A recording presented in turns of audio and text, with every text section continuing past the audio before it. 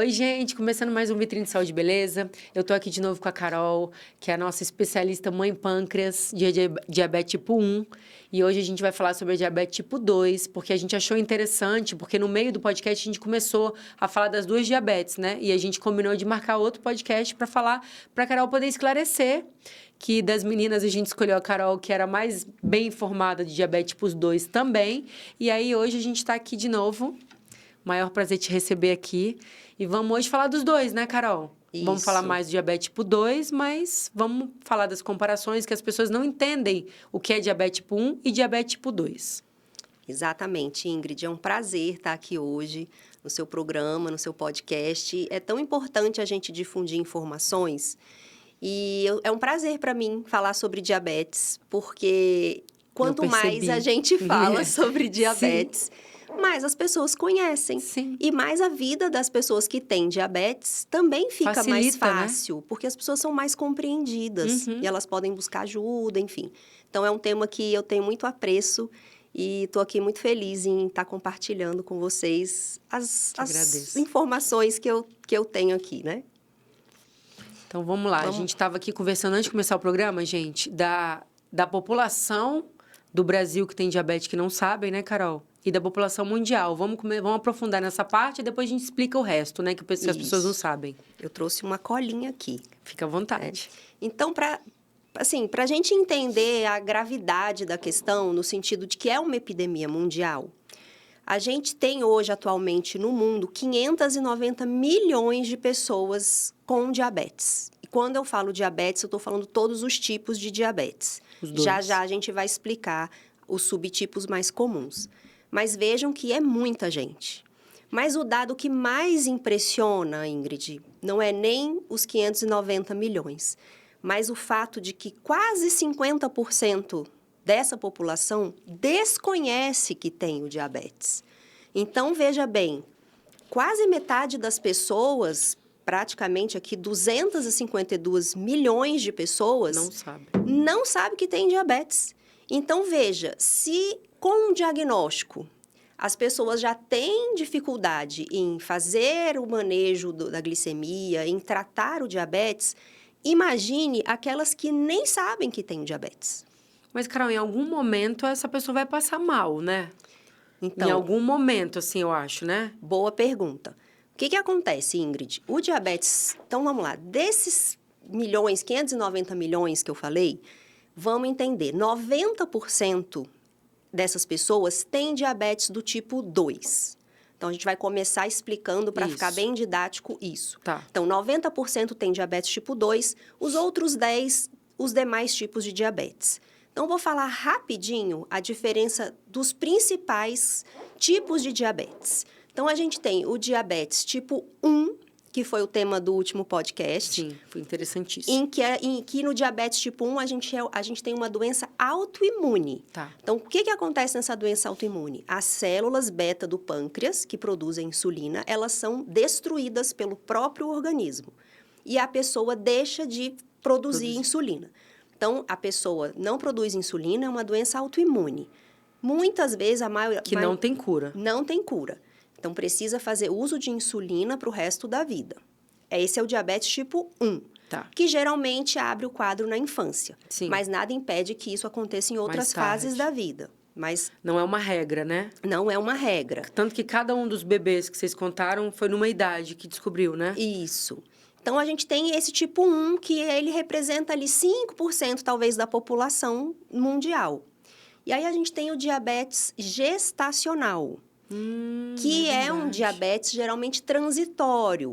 A pessoa... Nem sempre fica diabética, né? Por uma predisposição familiar, genética, enfim. Uma série de fatores ali associados à gravidez, porque na gravidez a mulher passa por uma chuva de hormônios. Sim. E muitas vezes esses hormônios junto com essa predisposição, a mulher desenvolve ali no período da gravidez essa resistência à insulina, o diabetes gestacional, que geralmente termina depois do parto. né? Sim. A mulher deixa de ter diabetes, é gestacional. Eu tive, Carol, sabia? Não a diabetes, mas eu tive suspeita de diabetes porque a minha barriga era muito grande, tinha muita água. E aí a minha médica mandou fazer curva glicêmica, todo aquele negócio, e eu furava todo dia meu dedo. Depois de todas as refeições. Aí minha glicose nunca deu alta. Que bom. 2 horas depois dava tipo 99, já tava baixo, né? Porque você come, aí 2 horas depois mede. Menina, eu fui furada a gravidez ficou inteira. em alerta. Mas não tive diabetes, mas tive a suspeita e eu tive que passar por isso a gravidez inteira. Justamente porque pode afetar o bebê. Uhum. Então, é muito importante esse rastreio Saber, né? na gravidez, como a sua médica provavelmente, né, foi diligente, sim. fez esse rastreio, que é interessante fazer. E aí, se a mulher tiver essa resistência ou até o, né, aí faz esse acompanhamento, porque pode influenciar no bebê. Então, esse é o segundo tipo mais comum. E só rapidinho uma pergunta disso.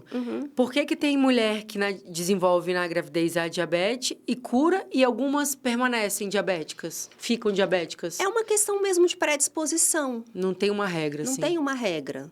Né? Não é comum a mulher continuar, mas pode sim. Pela resistência Eu conheço algumas à insulina. que ficaram na gravidez e depois permaneceram diabéticas. Pode acontecer, sim. E aí vamos para o terceiro tipo de diabetes, que é o diabetes tipo LADA, que é o diabetes... Isso eu não é conheço. o diabetes, como se fosse o diabetes tipo 1, só que ele a gente chama ele é latente, ele fica latente. Essa sigla, Vai e volta, tipo essa assim? sigla LADA, não, geralmente é diagnosticado já na fase adulta. Tá.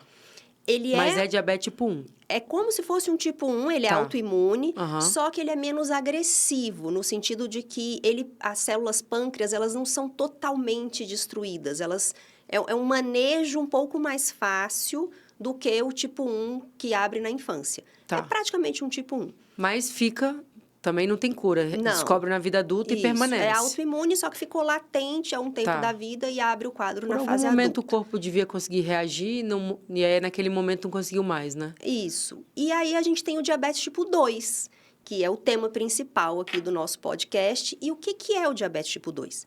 O diabetes tipo 2, ele é uma falha, digamos assim. Você pode ter uma falha na produção de insulina ou até mesmo deixar de produzir em quantidade suficiente. E da onde que surge o diabetes tipo 2? Ele surge de uma resistência à insulina. Mas por que eu tenho diabetes? Então, assim, o diabetes tipo 2 é uma doença crônica, não transmissível, né? Vamos falar, porque às vezes a pessoa não sabe. Então, ninguém pega diabetes de ninguém. Sim. É uma coisa que a pessoa desenvolve. Tem um forte caráter hereditário. Sim. Então, a pessoa que tem vários casos de diabetes na família, mãe, pai, tio, já é uma pessoa que tem que estar atenta. Né? Ela tem uma predisposição forte a abrir o quadro de diabetes tipo 2. Então, ela tem que rastrear. E o que todos os diabetes têm em comum? Níveis de glicose altos no sangue. Mas aí é aquele exame do jejum que dá alto? Isso, eu vou falar para você já, então, só para eu entender que a gente diz como descobre. Isso, vou tipo, falar porque os meninos passam mal, né? Muito importante, de fato, a gente entender. Mas, então, o que todos esses diabetes que eu falei têm em comum? Os níveis de glicose no sangue ficam altos. Tá. E aí, eu vou explicar para as pessoas entenderem, mas que é aí? Qual o problema dos níveis de glicose no sangue ficarem altos? Mata, né? É aí que a gente tem que entender. O nosso organismo, ele tem um limite, digamos assim, de açúcar circulante no sangue. Tá. Então, vamos trabalhar aí com o número 100. E é um número que... É a média lá, né? Que esse 100, ele é uma espécie de um corte. Tá. Né? Acima de 100, aí a pessoa já pode ter um pré-diabetes. Isso, a resistência, né? Então, o organismo, ele tem ali um limite que ele trabalha ali em segurança. Isso varia, tá, gente? Glicemia é um parâmetro que varia ao longo do dia, ao longo das 24 a alimentação, horas. né? Você comeu, ela vai aumentar, né? Claro. Isso, né? Não é algo estático. Tá? Por que eu estou falando essa observação? Porque muitas vezes o médico, ele fala assim, não, a sua glicemia tem que ficar 100. E algumas pessoas levam ao pé da letra. Sim. E aí, por exemplo, elas não entendem que a glicemia tem flutuações normais. Então, depois de uma refeição mesmo, como você media na gravidez, você vai ter ali um certo pico. Isso. Tanto que eu tive que esperar 2 horas para ver de fato se eu estava ou não. Exatamente. Então, ela vai variando, mas ela não pode, o pode corpo não passar. pode ficar muito tempo. Vou falar assim, bem didaticamente, igual eu explico para as crianças, mas eu acho que é interessante, sim, a gente falar, porque fica mais fácil de entender. O nosso corpo, o nosso sangue, ele não pode ser doce. Então, Sim. quando o seu sangue está muito doce, ele vai estar caramelizado. Vamos fazer essa analogia. Tá. Ele vai estar doce, ele vai estar mais espesso. E o que... Grosso, né? Grosso. E o que isso vai levar? Ele vai levar a uma dificuldade do sangue circular nos vasos mais por isso fininhos. que dá trombose, então. Ele vai... Exatamente. O diabetes, ele, né, se caracteriza por essa elevação. Só que ele vai trazer consequências vasculares. O que são essas consequências vasculares? São os vasos sanguíneos, eles vão começar a ficar ou sem irrigação suficiente de sangue, por isso que a pessoa tem a retinopatia diabética, que os vasos dos olhos são muito fininhos, muito, muito, muito. Então, aquele ali vai necrosando, porque está sem circulação de sangue adequada.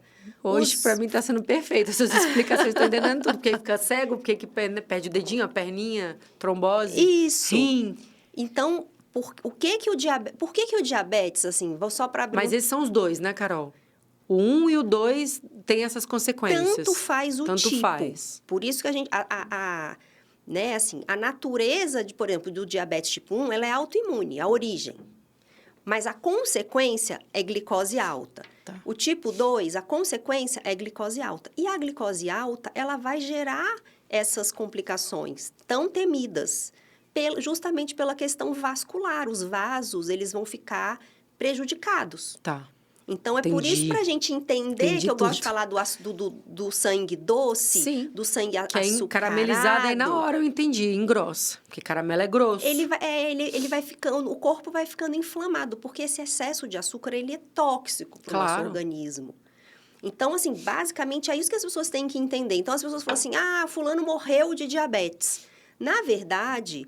ele morreu em consequência das consequências da diabetes. Do diabetes Sim. não bem monitorado. Não, né, eu não gosto de falar bem ou mal, vou até também aproveitar. Mas a gente descuido. não quer culpar também as pessoas. Porque, Ingrid, porque cansa, Carol. Cuidar de diabetes cansa. Você sabe disso. Eu sei. Ainda né? que a gente fale, o diabetes tipo 2, ele está associado ao estilo de vida, hábitos alimentares, que fique claro que a gente não está botando a culpa na pessoa.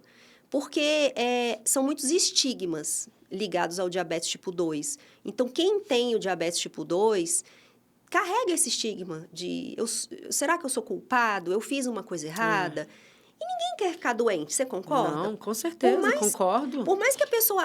eu não me exercitei... E é o que a gente já falou, né, Carol? É a genética. Sim. Ele desenvolveu, não foi só por causa da má alimentação, da falta de exercício. Ele tem uma carga genética. Sim. Aí foi consequência disso. Porque quando a gente vai em qualquer médico, ele fala, tem diabetes, tem pressão alta, né? Exatamente. As primeiras coisas que perguntam pra gente. Mas é aqui que vem o pulo do gato. É aqui que eu acho que está o que a gente pode salvar vidas aqui, de pessoas com diabetes tipo 2.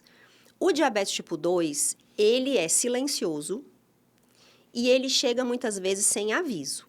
Mas se você rastrear o diabetes tipo 2, você consegue revertê-lo. Carol, não tem os sintomas do tipo 1, a sede, o xixi, não, a tipo 2 não tem? Ingrid, tem. Na verdade, eu vou dizer, pode ter esses sintomas. Tá. Como a pessoa com diabetes tipo 2, o pâncreas dela ainda produz insulina até determinado ponto, pode ser que depois...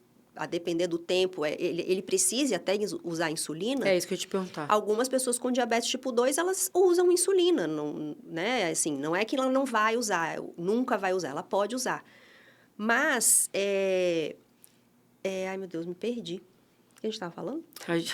A gente estava falando a gente estava falando de tipo 1, tipo 2, aí eu perguntei os sintomas, aí você estava falando... Os sintomas, muito bem. Eram os sintomas. Os sintomas, eles podem ser muito discretos no diabetes tipo 2, principalmente no início. Por isso que o interessante é a gente rastrear isso antes. Quando, por exemplo, como aconteceu com o seu marido, ele percebeu que ele tinha uma resistência à insulina.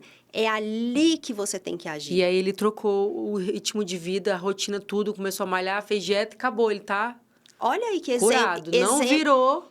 Exemplo prático e exemplo de que quando você vira a chave, você consegue. A hemoglobina glicada foi de 5,7 para 5,2. Hoje ela é absolutamente normal. Mas é um estilo de vida. Estilo de vida. Que ele terá que adotar. Por causa da família dele. E eu sei que é muito complicado a gente falar assim, é só mudar o estilo de vida. Gente, mudar o estilo de vida é a coisa mais difícil que tem. É o mais difícil, O mais fácil é você tomar uma pílula, que é o que todo mundo quer. E não tem isso, né? Mas muitas vezes... Pode ser até momentâneo, mas não vai para você tomar remédio a vida inteira. Pois é, a gente tem que tratar a causa. Né? Exatamente. A causa. Qual é a causa? No caso dele, era má alimentação. Não está processando corretamente os carboidratos. Então, vamos voltar lá para a resistência à insulina para a gente entender. Vamos fazer de novo aquela analogia. Uma analogia aqui para a gente entender. O corpo, a gente já conversou aqui que ele não quer que passe de 100. Sim. Né? Vamos falar em jejum. Tá. Porque alimentado vai subir um pouco. Ele não quer que passe de 100. Mas tem que ser em jejum, né, Carol, para detectar, né? Vou falar já já. Tá. Pode ser também alimentado, mas aí o parâmetro vai ser outro. Tá. Dá para rastrear alimentado também. Ah, tá. Então, tá lá, o corpo tá ok, trabalhando, igual uma maquininha, glicemia, não quero que passe de 100, não quero. Aí, o que acontece? A pessoa começa a comer excesso de carboidrato, comida industrializada, se alimentar toda hora, aquele excesso de alimentação que não é saudável. O corpo, o que a insulina é? Vamos voltar aqui. A insulina, ela vai pegar e vai abrir uma chavinha na sua célula e para a glicose entrar dentro da célula. Por que a glicose tem que entrar dentro da célula? A glicose está circulando, comemos, né? Vai glicose para a corrente sanguínea. O que o corpo vai fazer? Ele vai pegar aquela glicose que está circulando e vai colocar dentro da célula. É assim que a gente tem energia. Essa energia, ela tem que entrar onde? Na célula. A gente não quer energia fora. Energia fora não está te fazendo ter energia, na verdade, que a célula precisa. Então, a insulina, que é esse hormônio vital, esse hormônio que sem ele a pessoa morre. Sim. O pâncreas joga a insulina vai na célula, vira a chave, a glicose entra. Quando você começa a ter problema nessa chave, nessa fechadura, aí a gente já começa a ter a resistência à insulina. Então, vamos lá. Vou falar um exemplo também que não é científico o que eu estou falando, é só para a gente entender. Pessoa comeu uma batata. O corpo comeu a batata, virou energia, o corpo dela vai pegar uma insulina para poder colocar a energia daquela batata dentro da célula. Tá. Ok? Ok. Quando você vai ficando resistente à insulina, de tanto estímulo que você vai colocando no seu corpo, e tem um fator genético, né? Um belo dia você comeu aquela batata. Seu corpo, com uma insulina, ele não consegue mais abrir a chave. Ele precisa de 2. E o seu pâncreas, ele é obediente. Ele vai falar, eu preciso abrir essa chave, essa porta. Eu vou colocar, então, 2. Porque eu não vou deixar o sangue ficar doce. Tá. Se depender de mim, o sangue não vai ficar doce. Aí ele, no outro dia... do pâncreas. O pâncreas trabalha. Aí no outro dia, você comeu... Não tá mais dando certo com 2 insulinas, eu vou pôr 3, eu vou pôr 4, Aí vem a resistência. 5. A resistência é porque não abre a porta. Não tá abrindo direito. E como que... Aí, o que acontece? O corpo tá ali lutando, ele não vai deixar passar de 100, ele não vai. Só que chega uma hora que o pâncreas está tão cansado, que ele meio que não consegue produzir. Ele só consegue produzir até 1000. Tá. E ele precisa de 1001. Quando isso acontece, isso já está a resistência. Quando o pâncreas já não dá conta mais, o sangue começa a ficar doce. É aí que você recebe o diagnóstico de diabetes tipo 2. Você entende que antes do seu sangue ficar doce, o seu pâncreas estava trabalhando loucamente? Ele estava tentando desesperadamente não deixar o seu sangue ficar doce? Sim. O que é esse momento? Resistência à insulina. Ah, entendi. É o seu corpo produzindo muita insulina para dar conta de um alimento que com pouca insulina ele resolvia. E ele fica lutando. Então, qual é a hora de você... Qual exame? Agora eu vou falar um exame Tá. que você detecta a resistência à insulina. É um exame que é pouco solicitado. É o exame de insulina basal. Uhum. A insulina basal vai mostrar pra gente o quanto que o seu pâncreas está trabalhando. Então, se Meu você... endócrino pede sempre. Não é? Sempre. Porque é um exame preventivo. A gente não quer esperar o diabetes bater na nossa porta. É. A gente quer entender como está o meu metabolismo, a minha saúde metabólica. Então, a quantidade de insulina basal que você produz diariamente, ela diz muito da sua saúde metabólica. Sim. O meu metabolismo, ele está funcionando adequadamente? Então, a sua insulina basal está ali baixa, significa o quê? Que você está sensível à insulina. Então, você come rapidinho seu pâncreas, produz insulina, sangue não fica doce aqui, não. Então, é mais ou menos isso. Agora, quando a pessoa recebe esse diagnóstico, então, falando agora dessa questão do diabetes ser silencioso, vai no médico, o médico diz, você tem um pré-diabetes. Aí, o que eu faço, doutor? Muda o estilo de vida, mas assim, só muda seu estilo de vida, não se preocupa não, que é um pré-diabetes, tá tudo bem. A pessoa continua vivendo, comendo, fazendo as mesmas coisas. Dificilmente muda do estilo de vida. Você sabe, às vezes precisa de um susto. Sim. Continua. Dali a 10 anos, por que o negócio se arrasta? Porque demora, a pessoa não tem um sintoma. Lembra que a gente falou do diabetes tipo 1? O diabetes tipo 1, entre o seu corpo parar de produzir insulina e você começar a passar mal, é muito rápido. Eu fiquei impressionada com as crianças, tadinhos, bichinhos. Você viu as histórias, é muito rápido. O diabetes tipo 2, não. É lento, né?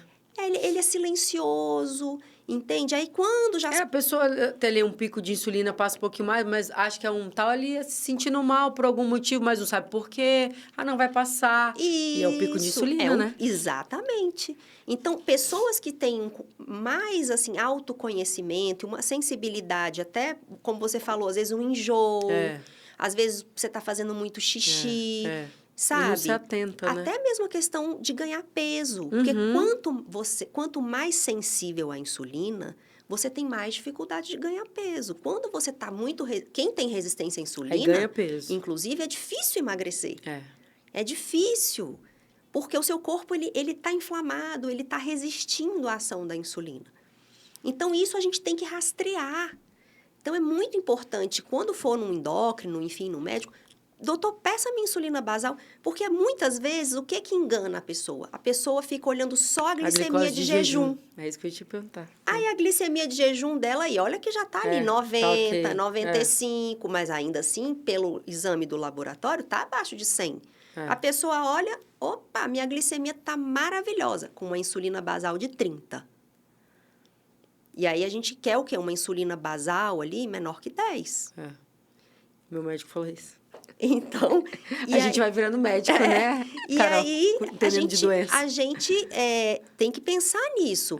Seria a grande chance... engraçado, né? Por que os médicos... Mas é porque isso é muito de endócrino, né? Os outros não pensam nisso, né? Eles não cuidam dessa parte orgânica toda, né? Exatamente. A medicina ainda é muito focada na glicose. Na glicose de jejum. E na glicose de jejum.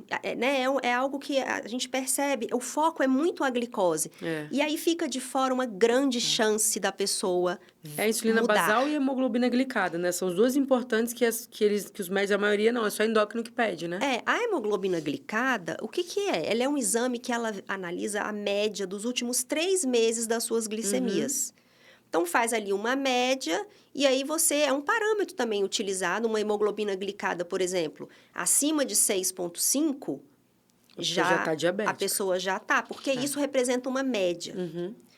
Mas, então, fundamentalmente, para mim, eu acho assim, que é um exame muito interessante, não é um exame caro, a insulina basal, não é. E, gente, aqui, para quem estiver assistindo, nem precisa do médico pedir.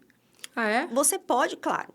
Aí tem a questão de convênio. O plano que precisa Mas do se pedido você médico, quiser né? muito e você não tiver um pedido médico, qualquer pessoa pode ir num laboratório e pedir para fazer um exame, ok? Só para as pessoas entenderem. Tá. Então, se você quiser... Pedido é só para o plano. Essa questão de ressarcimento do plano é outra coisa. Mas eu acredito que um exame de hemoglobina de insulina basal seja aí no máximo uns R$30. Barato. Não é um exame caro.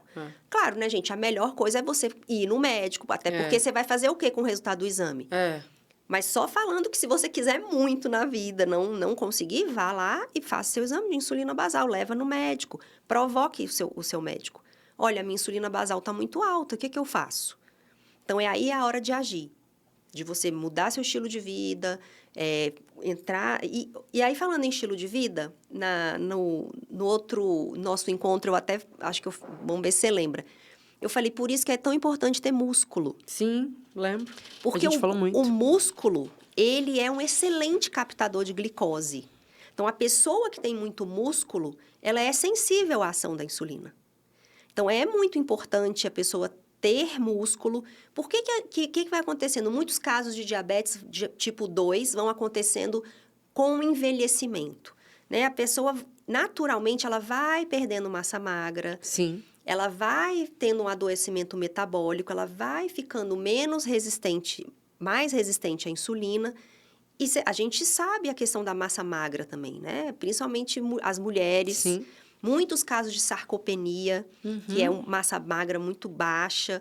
E aí é uma porta para o diabetes, para quem já tem essa resistência. Sim. Então, é um conjunto, né? E a gente fica falando esse negócio, faz exercício, faz musculação, é importante, as pessoas caem. Acho que é só para beleza. Não, é para saúde. Não é estética. Claro que a estética ela é muito interessante, mas principalmente eu falo da mobilidade.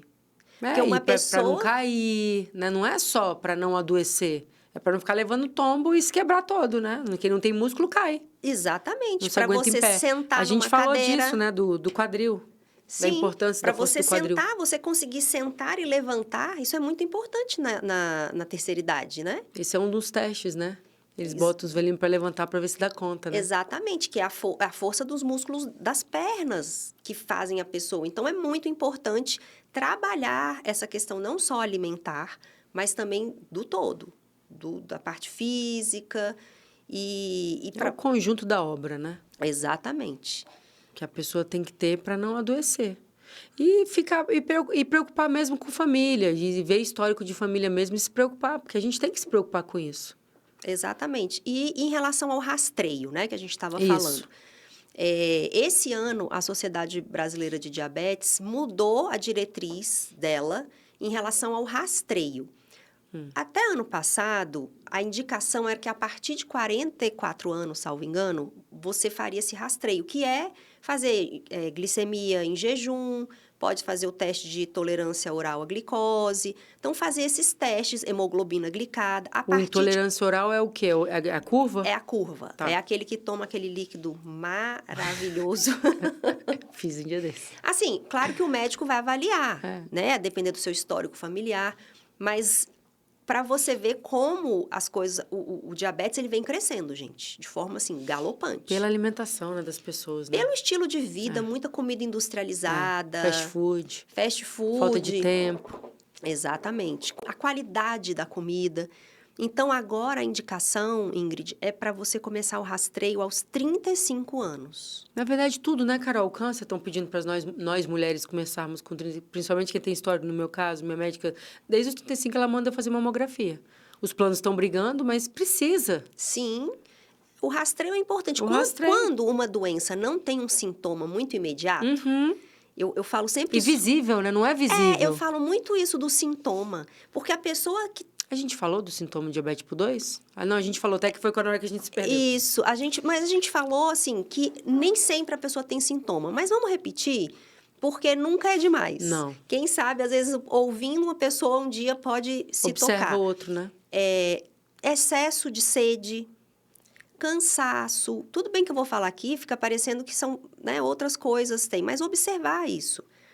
Às vezes, um emagrecimento sem causa, mesmo com fome. Muito grande, né? Então, você ter aquele emagrecimento. Porque, gente, a gente fala muito do diabetes associado à obesidade. Mas nem sempre... Tem o contrário, né? Nem sempre a pessoa fica gorda. Precisa ser obesa para ter diabetes tipo 2. Porque tem o caráter genético muito forte. Então, às vezes, tem pessoas bem magrinhas, já viram? Senhores, às vezes, Sim. senhoras bem magrinhas que têm diabetes tipo 2. Meu Então, a tio gente não é. pode só associar isso. Ah, é magro, não tem. Não. Mas, enfim, essa perda de peso, tontura, às vezes má cicatrização. Agora, lembrando que a má cicatrização, esses sintomas mais visíveis, gente, a pessoa já está num estágio mais avançado. E não é legal a gente ficar esperando isso. Já imaginou você esperar ter dificuldade de cicatrização para procurar ajuda? Na verdade, as pessoas tinham que ir todo ano no médico, né, Carol? A gente vê muita gente morrendo novo de uma doença, tipo câncer, que não foi porque não ia ao médico, Que não fazia exame. que não rastreou. Nenhuma vez por ano. Exatamente. Aí, quando vai ver, o negócio já tá...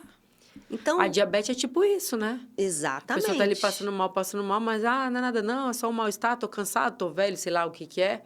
E não é, e é uma doença. Exatamente. E uma doença crescendo assim de forma grave, assustadora. Né? Não, é grave, não é uma grave. doença Quando a gente simples. fala de diabetes tipo 2, gente, assim, o mais grave é, de fato, a ignorância. É o não saber que tem a doença e, sabendo que tem, não tratar. Porque, infelizmente, essas complicações terríveis que você pode ver, a primeira coisa que uma pessoa associa ao diabetes, quando a gente fala diabetes, a pessoa pensa em amputação, a pessoa pensa em cegueira, em hemodiálise. Isso. Por quê, gente? Porque as pessoas não estão se tratando, elas cuidam. não estão Aí levando a ponto. sério. Se você tiver diabetes tipo 2, resistência à insulina, mudar a sua alimentação, usar os medicamentos, a gente tem os medicamentos hipoglicemiantes, né? Os medicamentos têm o seu valor, a gente não está aqui falando que não é para tomar, mas só tomar a medicação é o mesmo que enxugar gelo.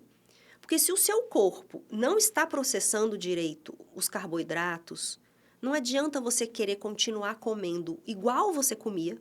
Se a sua alimentação te levou a isso, se você continuar comendo igual você comia, e só botando um remédio, você está enxugando gelo. Você não está tratando a causa do diabetes. O Dedé foi assim. Então, você tem que ir lá na raiz, gente. Não é fácil, mas isso é para você ter longevidade. Para você criar seus filhos, para você ver seus filhos nascerem.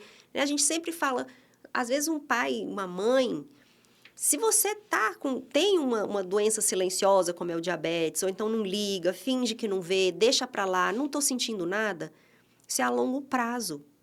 Você quer ver seus filhos crescerem? Você quer ver seus netos? Como que eu vou estar daqui 20 anos? A gente tem que pensar a longo prazo. Então, não adianta tapar o sol com a peneira. E outra, a gente só trata do que a gente enxerga e o que a gente vê. Impressionante isso, né? E o problema do diabetes, para mim, é a invisibilidade. A pessoa não vê, não sinto nada, tá tudo bem. E aí, o que acontece? Qual é a tristeza, Ingrid, aqui no nosso país? No mundo inteiro, mas vamos falar do Brasil, que é campeão em amputações. Quando a pessoa percebe que ela está ali com uma ferida que não cicatrizou, ou ela acorda um belo dia e não consegue enxergar de um olho, ela já está há anos com um controle glicêmico completamente inadequado. Tipo, fica a glicose muito alta muito tempo, né? Muito alta, muito alta, muito alta. E a pessoa, quando tá assim, sente alguma coisa, Carol, às vezes passa despercebido, mesmo estando muito alto? O corpo, ele é muito sábio.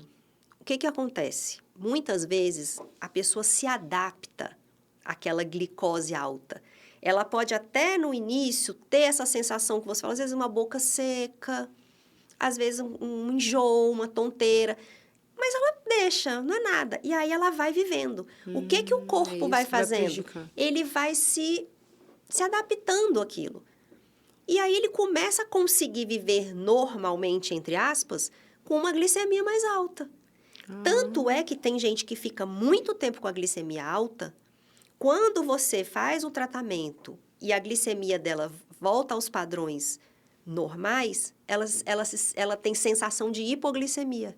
Ela se sente mal, porque ficou tanto tempo com a glicose alta, que quando está com a glicose normal ela tem uma sensação, o corpo dá uma sensação de hipoglicemia para ela. Oh, meu Deus. Então, é essa adaptação do corpo. O corpo fica tentando se adaptar ao meio. Tá alta? Vamos trabalhando aqui com essa alta. Tadinho do corpo. O corpo da gente... maltrata o corpo, né? Exatamente. O nosso corpo, ele é herói, né? Atualmente, com os venenos que a gente está colocando para dentro, o corpo humano é muito incrível. É muito incrível. Mas tem hora que o bichinho cansa, né? Não aguenta mais tanta coisa. Demora até. É? Demora. A pessoa, às vezes, fica 10, 15, 20 anos sem tratar um diabetes. Nossa. Sim. E ela vai vivendo. Só que aí é a hora que acontece o choque. É, porque aí depois de 20 anos, aí provavelmente ou já vai estar cego, o rim já não funciona mais, né? E é aí que vem... Olha, e o poder público gasta uma fortuna tratando as complicações do diabetes. Eu imagino. Hemodiálise, vive lotado. Entende? Então, hemodiálise, amputação e tudo isso, além de todo né, assim, a tragédia pessoal de você ter que amputar um membro, de você ter que fazer uma hemodiálise, viver ali, né, uma vida com muitas restrições, você está também, né, dando um gasto imenso. Não é dando um gasto, mas... Não, é dando um gasto, porque talvez era só se cuidar, né? Entende? Então, é muita... Poderia estar gastando com outras coisas. É muito triste essa realidade. Mas é aí que eu acho que a gente tem que falar sobre diabetes. E não só achar também que o diabetes... Porque o que também que se criou? O diabetes é uma doença crônica incurável progressiva.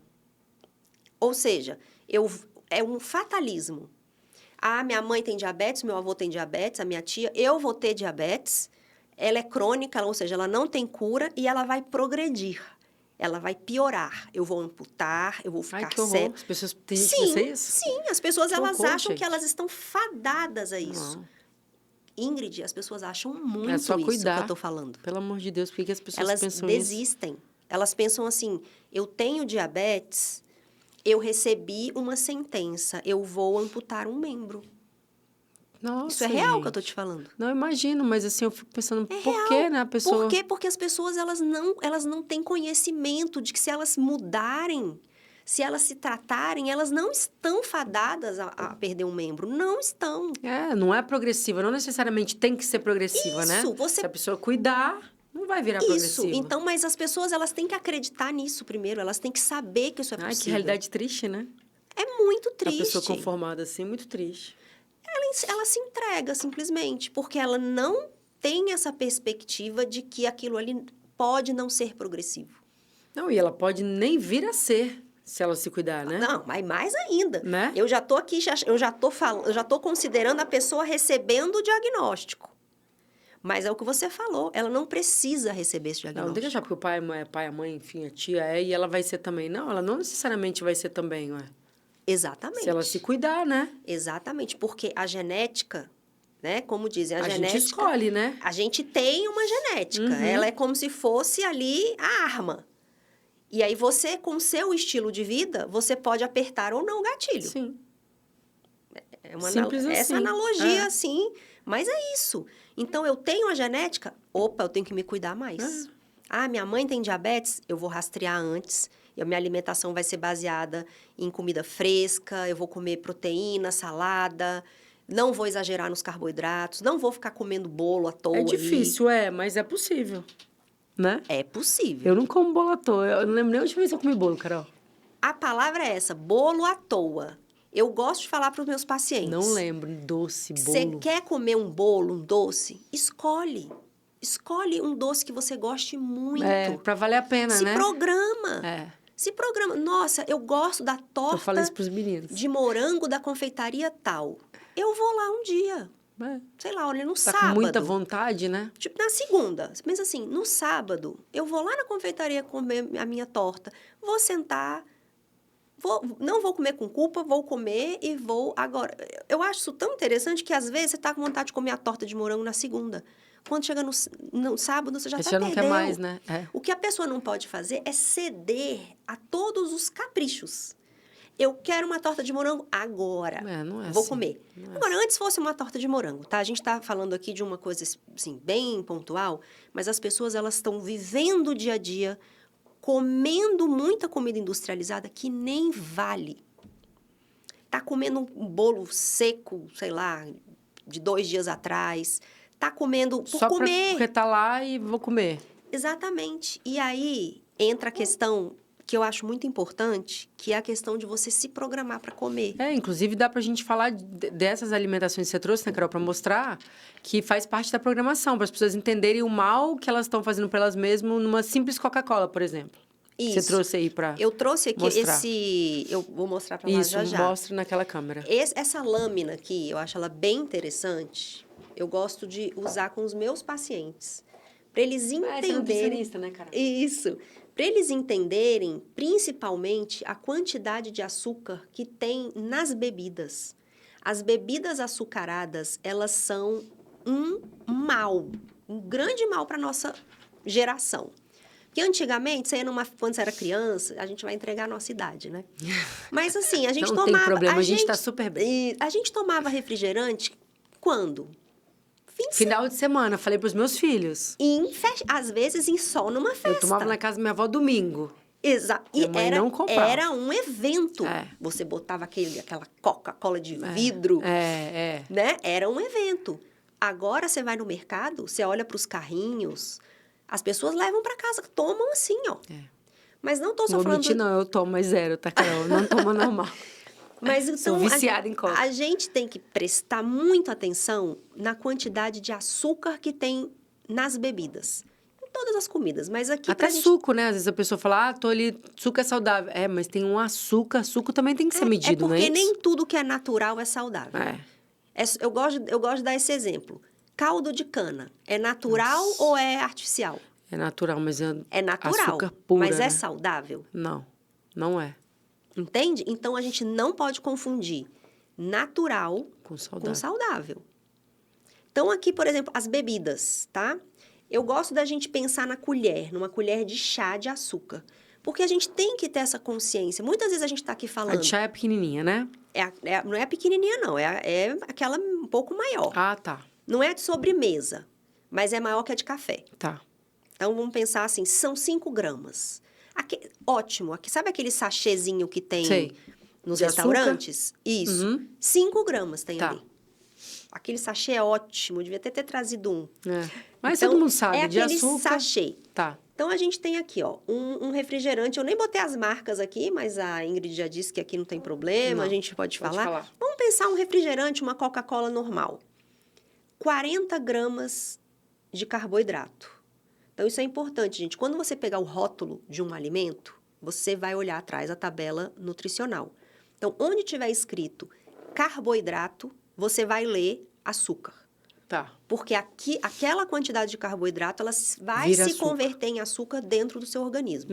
Então, lê o carboidrato atrás do rótulo do refrigerante, do suco, do que for. É a quantidade de açúcar. 40 gramas, são 8 sachês de açúcar. Uma lata de coca? Meu Deus. É muito açúcar. É muito açúcar. E aí, pensa que a pessoa toma no almoço, no jantar e, às vezes, no lanche da tarde. Então, e aí eu vou falar para você o que tem 40 gramas de açúcar, aí você vai ficar mais impressionada ainda. Em média, tá? Um Big Mac. Para você ver a quantidade de carboidrato, que é um belo... É o pão, né? É o pão. E é um sanduichão. Aí eu te pergunto, para a gente fazer essa comparação, assim, o que vai te saciar mais? Eu não estou dizendo que o sanduíche é saudável, tá? Mas o que vai te deixar mais satisfeito? Uma lata de refrigerante ou um sanduíche? Um sanduíche. Então, você entende que quando você bota esse tanto de açúcar líquido, você bebe rápido, ele é absorvido muito rápido pelo seu organismo. E não alimenta. E não tira a sua fome. Por isso, Carol, quando eu vou no McDonald's, eu peço Coca Zero. É uma boa tática para reduzir um pouco essa quantidade. É só pra amenizar. Sim, não. A brutalidade. E tá certo. Eu acho que a gente tem que trabalhar com redução de danos, o nome disso. É redução. Você tá com vontade, vai lá e come, mas diminui o dano, né? Exatamente. É o que a gente tava falando. Aqui, esse achocolatado aqui, que é o campeão das lancheiras. Todinho. Tá. 30 gramas de açúcar. Caramba, é muita coisa, 6 colheres tá dando leitinho de açúcar. Pro meu filho, não. Tá dando veneno, né? Imagina, você pegaria um copo, colocaria 6 sachês de açúcar, mexeria com a colherzinha e falava, daria pro seu filho beber? Não. Todo dia no café da manhã? Não. Mandar pra escola? Ainda bem que meus filhos nunca gostaram de todinho. Graças a Deus. Então, são são coisas, são facilidades isso aqui. O nosso mundo está se acostumando com as facilidades. Então, ao invés de pegar um copo, que seja um copo de leite com achocolatado, gente, não vai ter esse tanto de Porque conservante. aí também não precisa colocar açúcar, né? Porque o Nescau já é doce. E o tanto de conservante que tem. Então, assim, são exemplos aqui. Esse aqui eu acho, cadê um? Esse aqui eu acho interessante, que ele tem um estilo, assim, meio maromba. O Guaravita? Isso. O pessoal acha que é mais, assim, mais... Estimulante para dar energia? E como se fosse, assim, mais fit. Uma Não coisa é, meio né? fit, né? Assim, levezinho, clarinho ali, que parece um guaraná. 30 gramas de açúcar. É muito. É muito. Tem zero? Tem, né? Eu acho que tem. Aqui, o chamate. Aí você pensa, eu vou diminuir, eu vou tomar um chazinho. 35 gramas de açúcar. É muita coisa. Entendeu? É assim, isso aqui, gente... Então, Carol, o zero é bom, né? Ó, vamos lá. Ou menos pior? O zero, ele é bom se a gente for parar para pensar no sentido No de açúcar. glicemia. Tá. Você tem diabetes, você não quer que os seus níveis de glicose aumentem ainda mais, você tá numa festa, você tá num momento de confraternização e você vai tomar um refresco, um refrigerante, enfim, você vai optar pelo zero, para sua glicemia não subir tanto. Mas a gente tem que ter consciência que o zero, ele tem, a maioria, os adoçantes não são nada saudáveis. Então, a longo prazo, eles podem causar demência, eles prejudicam a microbiota intestinal. Então, assim, só para a gente ter consciência. É claro que você não vai morrer se você tomar um dia. As pessoas falam, eu tomei e não morri. Não morre não, gente. E não morre rápido, não. Morre lentamente. É a morte lenta, né? O que é muito pior. É o podrão lá, que é a morte lenta. Aquele hambúrguer podrão. Mano, morte lenta. Mas, enfim, nada que você faça de vez em quando, num momento de festa, está com a sua família, ou no fim de semana, programou, não é terrorismo, você vai tomar. Mas a gente traz esse tipo de consciência porque as pessoas estão fazendo isso o dia a dia delas. Todo dia, né? Todos os dias da semana. Tomando refrigerante o tempo inteiro. Gente, assim, não é por outro motivo que a gente está ladeira abaixo. A gente está falando aqui de diabetes, mas o diabetes está muito associado à obesidade. E a obesidade vem crescendo também de forma galopante. É colesterol, é diabetes, tudo, pressão alta, tudo... É o combo. A obesidade. É o combo. Então, eu gosto de mostrar essa quantidade, porque muitas vezes a gente fala, Choca, né, abstrato. pouco, né? É abstrato. Eu não tomo nada disso, só coca. O que é Zero. muito e pouco açúcar? Né? As pessoas... Ninguém sabe. Ninguém tem noção. Quem tá ali bebendo e gosta, não tem, assim, noção. Não tem. Então, isso aqui é interessante para a gente começar a visualizar. Lembrem dos sachês. Sim. Eu acho legal essa história dos sachês. Porque você pensa, nossa, será que eu colocaria 7 sachês num copo e beberia? Se não tivesse o gosto. Uma loucura isso, né? A gente pensar que são 8 colheres de... É muito. De açúcar, então, assim, ninguém colocaria. Bebida açucarada, gente, bebam o mínimo possível. O mínimo possível.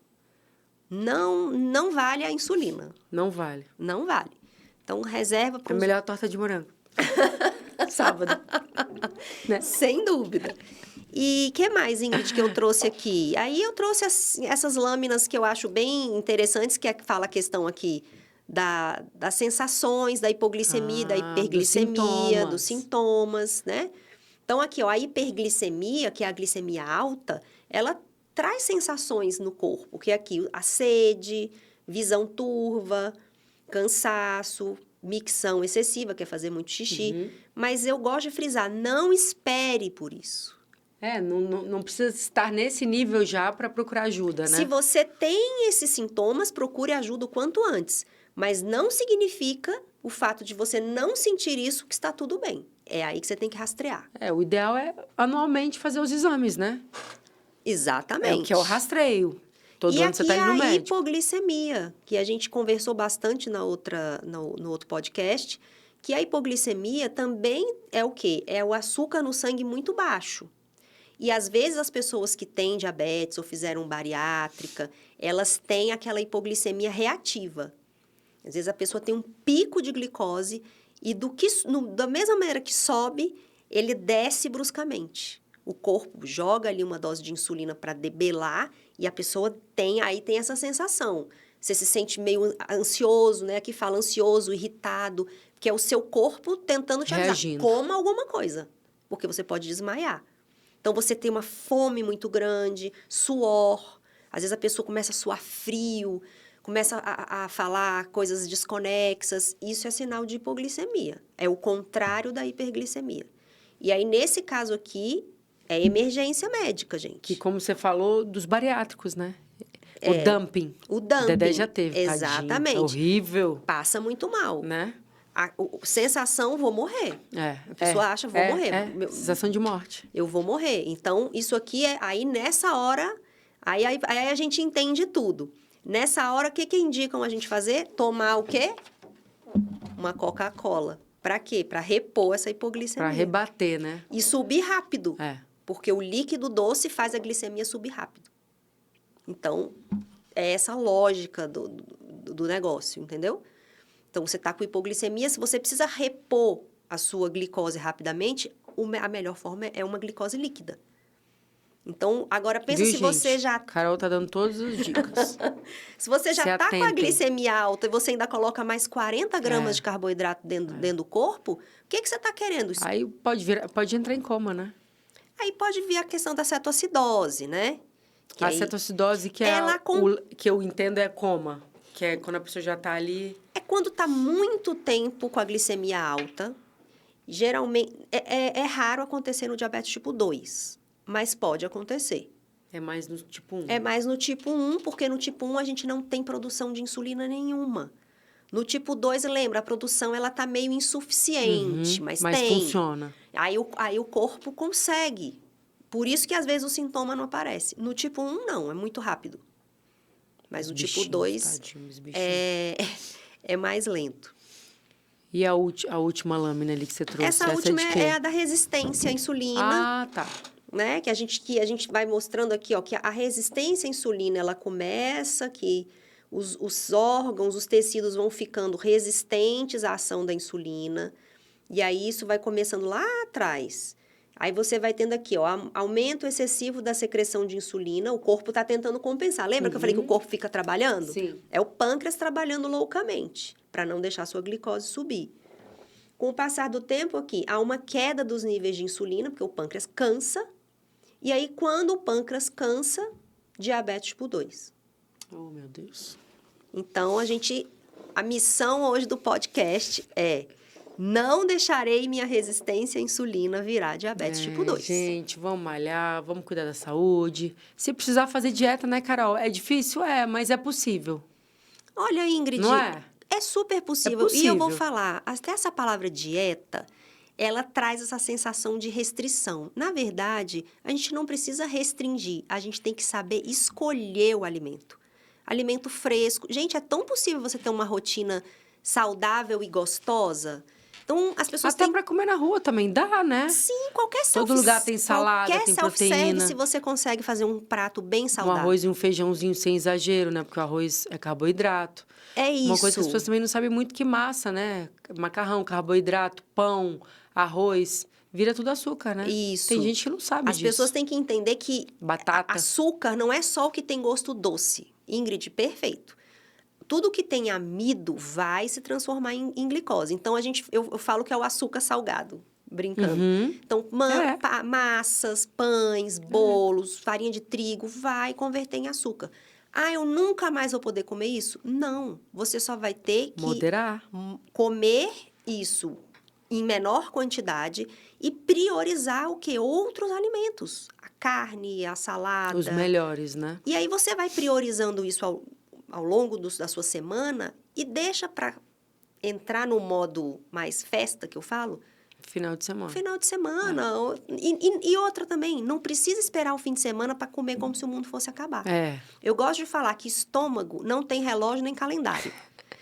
O corpo não sabe. Ei, chegou sábado. Meu Deus, hoje é dia da gente, né? Comer tudo. Não, gente, sábado e domingo é um dia como qualquer outro. A gente fala isso no sábado e no domingo porque é um momento que você vai ali, provavelmente, confraternizar com a sua família. Tá todo mundo em casa, né? Ninguém tá trabalhando na escola, né? Agora, tá no sabadão em casa, come a mesma comida que você comeu na sexta, assim, mesmo estilo de comida. Deixa pra quando for sair, se né? guarda pra noite, pra balada da noite, ou pro jantar com seus amigos. É isso, é aprender a ter esse equilíbrio de comer o que vale mesmo a pena, investir a maior parte do tempo em comida saudável, em comida fresca, e estar sempre atento, né? A sua saúde, não deixar seu corpo em sofrimento. E a nossa missão foi essa, né, Carol? A gente fez os 2 programas, eu espero que esse povo se conscientize, analisem suas famílias, né? Olhem lá seus antepassados, é mãe, é pai, é tio. Porque também não é só mãe, pai, vô e vó. É tio também, né? Sim. São os parentes, né? Exatamente. Principalmente os em linha reta, né? Mas tio, a gente também, né? Até porque é irmão do pai, né? Que veio do lá mesmo do pai e da mãe. Então, assim, a genética. Sim, né? Com certeza. Carol, mais uma vez eu te agradeço. Foi um prazer te receber. Fala de novo o seu Instagram, que é super movimentado pessoal, lá. Eu espero todo mundo lá. O meu Instagram chama @meudocerafael. Que é fofo. E esse Meu Doce Rafael é justamente porque o meu filho foi diagnosticado com diabetes tipo 1 quando ele era um bebê. Inclusive, Ingrid, vai fazer 10 anos que ele foi diagnosticado agora no dia 2 de outubro. E meu doce... Ele fez 10 agora, né, Carol? Ele fez 11 de vida. Ah, de 11, tá. E ele vai fazer 10 anos de diagnóstico de diabetes tipo 1. Então, o meu doce é porque a gente chama carinhosamente as crianças que têm diabetes de docinho, porque o sangue é doce. É doce. E aí, lá eu falo sobre diabetes, sobre alimentação saudável, sobre como viver com diabetes, fazer as pazes, né, com o seu diabetes, principalmente o tipo 1, que ninguém espera, e o diabetes tipo 1 pode chegar na vida de qualquer pessoa. Mas a ideia do Instagram é essa, é mostrar que as nossas escolhas, né, elas podem mudar nossas vidas. E que o Rafa é um menino normal, que ele faz tudo, ele joga bola, ele brinca, ele estuda. Sim. É só a alimentação dele que é mais restrita. O resto, a vida dele é normal, né? Sim, a pessoa vive normalmente, não é uma sentença de morte. Não. E, gente, não vamos desistir. Eu falei aqui ao longo da live e é real. Eu já ouvi de pessoas jovens. Não, eu fui diagnosticado com diabetes, eu vou morrer. Ai, que horror. E não é assim, gente. Não é. O Rafa tá aqui para provar 10 anos de diabetes tipo 1 com o devido controle. Aí vem a virada. Tenho diabetes tipo 1 ou tipo 2, vou me cuidar, vou fazer a minha parte. Eu acho que essa é a sensação. Eu vou fazer a minha parte, vou viver em paz com a minha consciência e todo mais está nas mãos de Deus. Os familiares têm que ajudar também, porque é muito difícil. Sim. Uma alimentação ruim na casa e a pessoa ali diabética, tadinha. É difícil, né? A gente tem que trazer todo mundo para a saúde, Ingrid.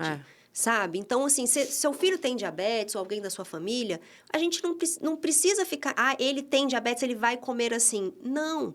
Eu vou falar que é um paradoxo, mas o diagnóstico de diabetes tipo 1, tipo 2 ou até mesmo pré-diabetes, ele pode ser um convite a uma vida saudável. Para todos, né? Para todos. Você recebeu esse convite, não é um convite que a gente queira receber, mas recebeu, o que eu vou fazer com ele? O que isso está pedindo para eu fazer na minha vida? Mudar meus hábitos? Vou mudar. Vou mudar da minha família, dos meus amigos, vou conscientizar as pessoas. E assim você faz as pazes com o seu diabetes, que é uma doença crônica, sim, né? Não é uma coisa que a gente consiga ali eliminar da nossa vida. Não tem cura, então tem que cuidar. Cuidar, seguir bem, fazer sua parte. Então, acho que esse é um ponto muito importante. É fazer o que nos cabe, né? A gente estudar, se informar e seguir a vida. E sendo feliz, tendo ou não diabetes. Viu, gente? Carol é um exemplo de mãe que não desistiu, é nutricionista. Então, assim, para ela, inclusive, é mais fácil cuidar, porque você entende de alimentação, você entende de caloria, de tudo. Na verdade, né? Eu me formei por causa do diabetes tipo 1 do Rafa. Eu vi lá. Foi muito interessante, muito legal. É uma maneira de você viver bem, sabendo o que você está dando pro seu filho. Carol, a gente não falou sobre isso. Aqui é o quê? É o sensor. Esse sensor aqui, gente, eu trouxe para mostrar que é uma tecnologia, Ingrid, muito interessante. Ela já tem algum tempo aqui no Brasil. Esse sensor, ele monitora os níveis de glicose no sangue durante 24 horas. Ele dura 14 dias, mas quando eu falo durante 24 ele horas... gruda? Você aplica, ele tem um aplicador. Tá. Você coloca no braço. É essa rodinha aqui. Você eu já vi. Já viu? Já. Então, esse aqui é o Freestyle Libre, tem outros sensores de glicose aqui no Brasil. Esse aqui é o mais famoso, digamos assim. É um excelente produto. E esse monitoramento contínuo de glicose, ele revolucionou o diabetes. Porque você não fica mais picando o dedo. Quando você fura o dedo, você consegue ver informações estanques, como se fossem fotos, tá? Você tira uma foto aqui, uma foto aqui, uma foto aqui. Quando você usa o sensor de monitoramento contínuo de glicose, é como se fosse um vídeo. Você consegue entender a sua glicemia durante 24 horas. Porque a nossa glicose no sangue, ela flutua também na madrugada. Então, às vezes, o que você comeu no jantar está refletindo na sua madrugada. Então, com esse sensor, você consegue analisar gráficos, você consegue ver os momentos do dia que você tem uma tendência maior a uma resistência à insulina. Você consegue enxergar isso que eu acho incrível. Comi uma tapioca pura, uma tapioca pura, com manteiga. Minha glicemia explodiu. No outro dia, eu comi uma tapioca com muito frango, uma salada junto. Nossa, minha glicemia não subiu muito. Então, você consegue trabalhar estratégias alimentares e entender, nossa, eu amo esse suco aqui. Aí você, nossa, toda vez que eu tomo esse suco, a minha glicemia explode. Então, isso é um autoconhecimento incrível, Ingrid, incrível. Então, aí, para os 2 tipos de diabetes, pode usar? Pode. E pode usar também quem não tem diabetes. Tem muita gente usando... Para controlar a alimentação, para tipo assim. entender o efeito dos alimentos. Pessoas com resistência à insulina. E atletas de alto rendimento para ver os níveis de glicose. Às vezes, por exemplo, numa prova, as pessoas não tomam aquele gelzinho. Então, elas conseguem antever, porque o sensor, ele dá tendências. Por exemplo, ele tem um algoritmo que se os seus níveis de glicose estiverem caindo há tantos minutos, ele mostra uma seta e te avisa, sua glicemia está caindo. Então, você consegue antever uma hipoglicemia e também a mesma coisa, você comeu, né? A sua glicemia começa, se ela estiver subindo muito rapidamente, ele mostra uma seta para cima. Se estiver subindo lentamente, é uma seta inclinada. Então, é um recurso, legal. assim, muito legal. Sensacional. E principalmente para os diabéticos, para eles saberem, né? Sim, que a alimentação está aumentando, não está aumentando, para eles poderem dosar a alimentação mesmo, que é muito importante. Eu falo que se a pessoa... Não é um equipamento muito barato, tá? Custa em média R$300, não é barato. O GDF tem um programa de fornecimento desse sensor para quem tem diabetes tipo 1 e consegue ali cumprir alguns requisitos. Então, para quem tem DM1, tá, gente? Mas para quem tem DM2, não tem. Mas eu digo assim, se você usar uma vez na vida, nesse momento, você consegue pegar muita informação. Então, às vezes, você não tem condição de usar continuamente, ou às vezes nem precisa usar continuamente. Mas se tiver uma oportunidade de usar alguma vez na vida, use, anote e faça ali um laboratório. Você vai trazer para você esse conhecimento do que os alimentos, o exercício, etc., fazem no seu organismo. Então, legal. Eu sou muito fã. Legal, muito legal mesmo. Hoje foi bem mais instrutivos, assim, no nosso programa, né? Porque a gente trouxe exemplo, coisa, né, Carol? Eu adorei, foi muito legal. Vamos pensar em outras pautas, né? Pra gente poder gravar também, que falar de saúde é sempre falar de beleza também. Sim. E é muito interessante, viu? E você pode trazer, você pode falar de outras pautas interessantes pra gente gravar também, que eu adoro. Falar de saúde, de doenças, eu gosto mesmo. Eu adoro, é sério. Eu gosto de conhecer. Ela é antenada. Eu gosto. Ingrid, eu agradeço mais uma vez estar aqui no podcast Vitrine Saúde e Beleza. Né? Tudo ali anda junto. A gente fala que o exercício físico, a alimentação saudável, vai muito além da estética, muito além mesmo. Assim, é um pilar fundamental para quem quer ter longevidade, para quem quer viver bem. E eu achei um espaço aqui ótimo, porque eu amo falar sobre diabetes, amo falar sobre saúde. E você abriu esse espaço, né, com tanto carinho. O próximo a gente vai marcar para falar de nutrição, da sua profissão, para você falar aqui. Aí a gente fala de outras coisas, de atleta, de tudo, que tudo envolve a nutrição, né? Sim, será um prazer. Pronto, vamos marcar outros. Já pensei aqui em outra pauta, Carol, e aí você vai pensando em outras. Vou tá sim. bom? Obrigadão, te agradeço de coração. E até a próxima, né? Gente, terminando mais um Vitrine Saúde e Beleza. As minhas redes sociais é Ingrid Pittman Roriz e o nosso canal no YouTube é Vitrine da Capital. Até a próxima. Obrigada.